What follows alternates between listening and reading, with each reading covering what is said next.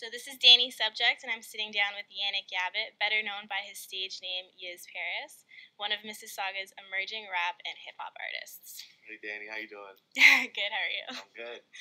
So Yannick, or Yiz Paris, what drove you to start writing music in the first place? Well, I think I want to say it started by fluke, I guess. I've always loved music growing up. Like, I was always that kid watching BET, wanting to some part with my brothers, and music just always played a big part of my life. And I guess one day we just kind of tried it out. And I know I love the feeling of like rapping along with songs, but when I realized I actually write lyrics, and I just started taking it seriously, I loved it so much, and I just couldn't turn back. So. And it started in high school? It started in high school, yeah. So I think we were about 16, 17. I know you had an interview with AJ recently. He spoke up on it. Just one day after exams, we decided to just write our own lyrics to one of the songs that was popular at the time, New Boys, You're a Jerk. And so we did it kind of like shits and giggles, and it turned out amazing. Like, we really loved it. So history from there, we just kept writing, kept improving. And it took till I was about 18, 19. I really just locked myself in my room, just started writing. And then, like, it all clicked together. And when I really saw it clicking, and I was like, wow, I can actually do this. And I just ran with it from then. That's awesome. And what factors in your life influence your music? So family, friends, experiences? Yeah, everything. That's a really hard question to answer. Like, everything. I know that artists, when they're working on like a big body of work or like their first album, they always say like, it took my whole life to write this, because like that's your whole life. Whatever you lived before then, that first piece of work that you put out, it's been influenced and shaped by everything that's happened up to that point. So I'll say everything: family, friends, teachers, school, sports, anything, like everything. And so there's a common theme in your lyrics about staying real in the music industry. So how do you manage to stay yourself, like, as you pursue your music? You got to stay grounded, which it's really all about figuring out who you are and figuring out what your goals are, so that you set them for yourself, and you set your limits, and you set the bar that you know that what you can't sort of sacrifice for success. You set that bar before you kind of you got to set that for yourself, so that when opportunities come across, you know that's your limit, and no one can push you further than that, right? Mm-hmm. So it's really about just really knowing yourself and knowing your intentions and getting to know yourself, because the industry it's not your friend. That's what we like to say. It's not your friend. It's not there to help you. It's there to use you. So what you have to do is really know yourself. So it takes a lot of being able to bring yourself back when you lose yourself. Exactly. Well put. So you really got to stay true to yourself. Stay true to the people around you. Know why you're in it for it. Don't just go in there blindly. Like they say, you stand for nothing, you fall for anything. So make sure you know what you're standing for, and no one can move you, right? Like a rock. Yep. And your new single coming out, not yet released. It's called "What's Real." Yeah. So what were your intentions behind that song? Well, that song it's probably one of my favorite songs I've written to date. It's all about authenticity. Like, that's why I called it "What's Real." In the lyrics, I mentioned like, is it the vanity of life, like the simple pleasures? Is that what's real? Is it the emotions you get from females, from situations? Is that what's real, or is it like the feeling you get when you do something good for someone else, your neighbor? Like, I'm just really trying to play all the sides, and yeah, the theme of that the song is just authenticity. It's really trying to ask, like, I'm almost asking myself, and at the same time telling myself, like, I'm asking myself, like, what's real? Is it all this negativity, all this vanity, this sex, the lust? And then I'm telling myself, no, it's helping the people you love, doing the right things, the good feelings you get from the little things you do. And yeah, so I know it's something that a lot of people can relate. Well, everyone can relate to, right? So yeah, that's why I went with that one. Cool. And so you have your first mixtape coming out. What's that going to be called? Yeah, that's first tape coming out. So we're thinking about that coming out sometime during the start of summer. It's gonna be called Fuck a Plan B, like FAPB. So I obviously like I'm not one of those guys that's really like I don't swear that much, but the reason why I had to say fuck a plan B was really for the emphasis. But when we rated it out, it's actually F star star star a plan B. So like we kind of like bleed it out. But it's funny though. I came up with that at the studio. Actually, we're recording, and me and my buddy was talking about it. He's like, "Yeah, man, like you really have talent. Like you got to keep pushing for it. Like you got to really do this. Like make this like put everything else in the back burner." And he had this joke. We're like, "Yeah, man, like fuck a plan B. Like do this. Like this is your plan A. Go and get it. Like fuck a plan B. Like focus on this." And we stopped for a second. We're like, "Wow, that's a good mixtape name," and we ran with it. So awesome. I called it that. And how many tracks are supposed to be on that? I haven't decided yet. That's actually one of the biggest reasons why I haven't set a release date yet. Because I know that I was hoping for like June, but what I actually did was I recorded and wrote a lot more songs that were gonna be on it, and then I kind of started cutting down.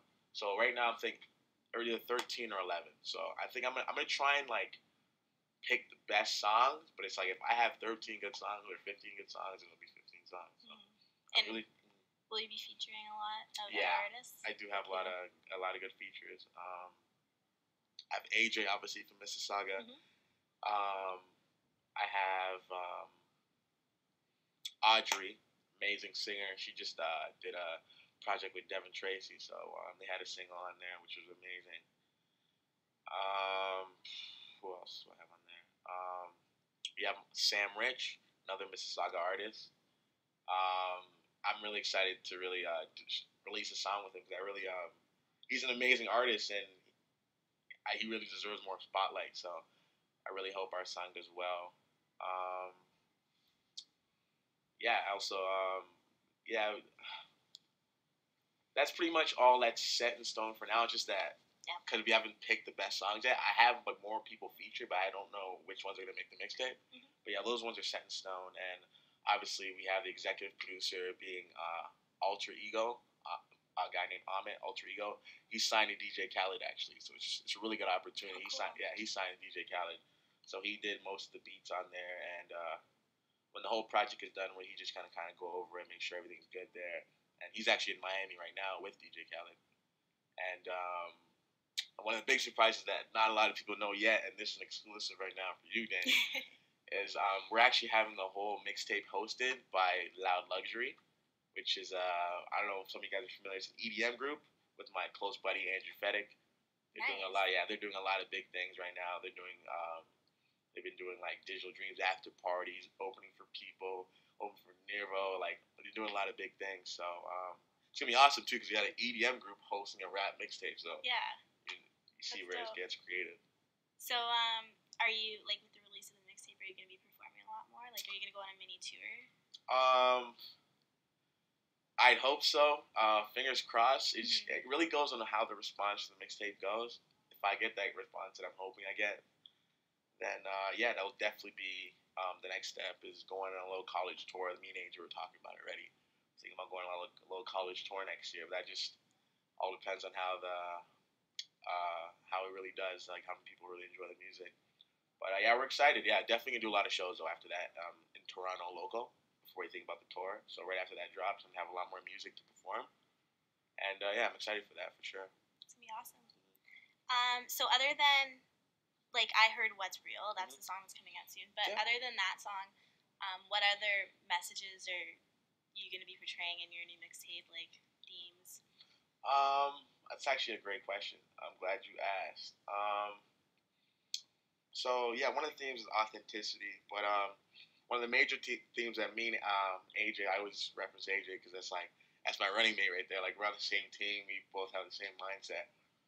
We always like to talk about one word is justice. Justice in the world. We always like to look at the big picture. So we always rap from a point of looking at the big picture, not just the little things. Like we like to stay away from just the vanity, like just the Gucci belts and the clubs and the hoes and the bottles and all that. We like to talk about the bigger picture and the way we see the world and the way the world works. So we like to talk about that a lot. I have a record on there called Blow. And that's more my party record. That's as much as party as I'm gonna get. And in that one, we're just really just celebrating life, and we're talking about how it's really awesome to be doing what we're doing, and we're on the brink of like people really understanding who we are as artists. And now once that one's gonna get another music video for that's gonna come this summer. I have one on there called Temptation, and that's one of the realest records on there. We're just talking about the temptations of life and rap and stuff. So we get into more biblical things. And that's where we like to. One of the themes in the whole mixtape, you see a little Bible references here and there. You got Overload with the girls and stuff. 21-year-old male. it's gonna but yeah. So that I don't want to give too much away, but just look for something real. Like the biggest things about why I make music is because I look at the industry and I see a lot of trends. Everyone follows trends. They'll do whatever's hot. They'll do whatever they think people want to hear. But the thing is, you have to understand is people don't know what they want to hear until they hear it. So it's really about just staying true. Rap about what's real, what's really happening in front of your eyes. So that's what we try to keep it as, just something that's motivating. Rap tells stories that can motivate people because other people have been through the same thing. And I just want to be coming out here and just like hollering some random nonsense, telling our daughters and girls and wives to sell themselves. That's not really what I'm. There's a lot of that in the game already, and we're just trying to start our own lane and go from there.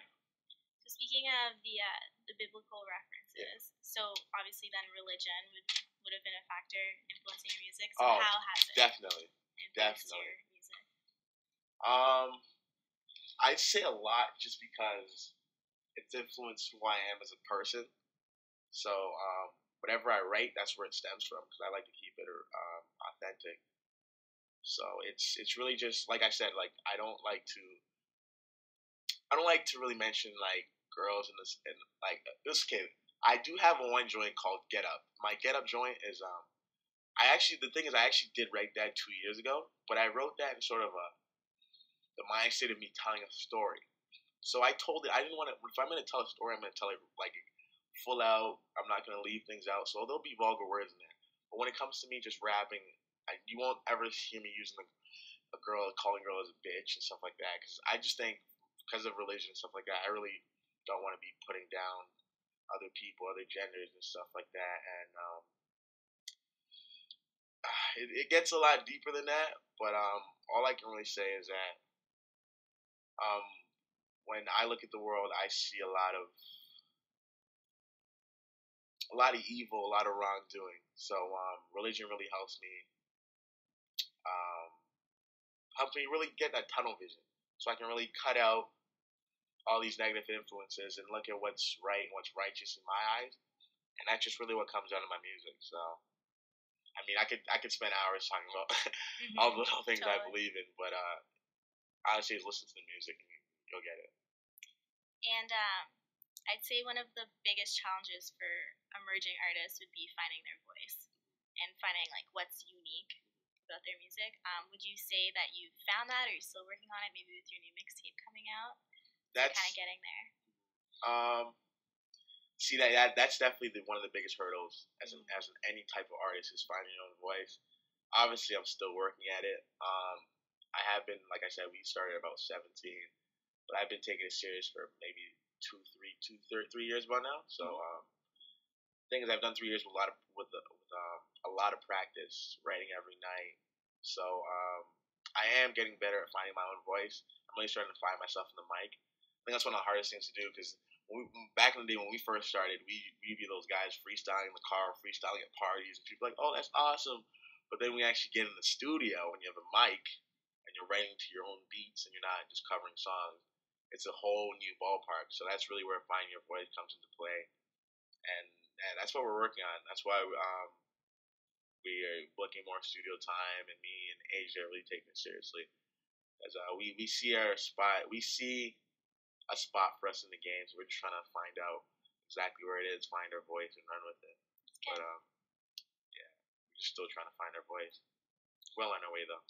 Yeah. Well, from what I heard from your new single coming out, I think you're pretty close. So. Thank you. Thanks. And tell me about your new music video that you're working on. Yeah, so we're actually shooting tomorrow. So that'll be Monday, May 5th, and Tuesday, May 6th. We're going to be shooting at nighttime for What's Real. So that's a new single that's coming out. We're going to be dropping the single with the video just one time. And yeah, we're going to be shooting in Oakville, a couple shots in Mississauga to show the town, and a couple other secret locations. Yeah, I'm really excited for that shoot. It's just going to be it's going to really show what the theme of the song really is, because when you just hear the words, you might not really grasp how my vision of the whole song, but when you see the visuals behind it, I think more people really understand what I'm trying to get at, and I'm just hoping you guys will get a response.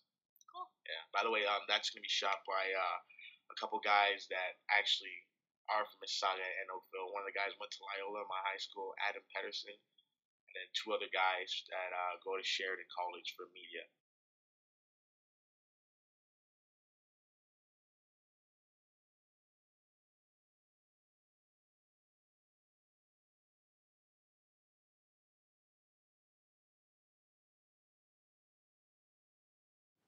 You're not only a performer but also a songwriter. Mm-hmm. What's the songwriting process like for you? Okay. Songwriting process. I have to say that's actually the easiest part of this whole thing, is actually writing the music. That's the easiest part for me. Like I told you, back when I was about 19. No, I was 18 still. I actually got kicked out of high school, which this is a whole other story, but I did finish, kids. Get your diploma. I finished. I did grade 2. I finished with a good mark. So yeah, I had a little space between starting college and being out of high school, because I kind of stayed back a year. So I locked myself in my room for months and just wrote and kept writing. And that really trained me to be able to write not only how I want it, but when I want it. Because I knew that a lot of people need to find the inspiration to write. Mm-hmm. And that's how I used to be. I used to have to find the right time, blah, blah, blah. But nowadays, if I hear a beat, I want to write, I just write. So I've been able to write songs that I think I really enjoyed writing. I think are really thorough, have a lot of deep meaning in hours or in an hour and minutes, and other songs that take a week. But it's just pretty awesome now, because I get to really, I get to really do what I like. It's almost like I get to write my future. There's a saying in soccer. It's like, write your own future. So it's pretty much, you have the cleats, you have the ball, you do what you need to do, write your own future. Like your boots, your cleats, or that's your writing utensil. You use that to carve out your future on the field. And I feel like that's how I went with the pen. It's like, I can write my own future because I know what I'm doing. I know how to do it. I know when I can do it, and I can just, I don't know. Yeah, for me, that's the easiest process, the writing process, because I can really just talk how I want to talk, because I'm used to it. Awesome. Well, thank you, Yiz Paris, for sitting down with me today. It was wonderful. It was great. It was awesome. And I wish you the best of luck with your music career. Thank you so much. Thanks for listening, guys.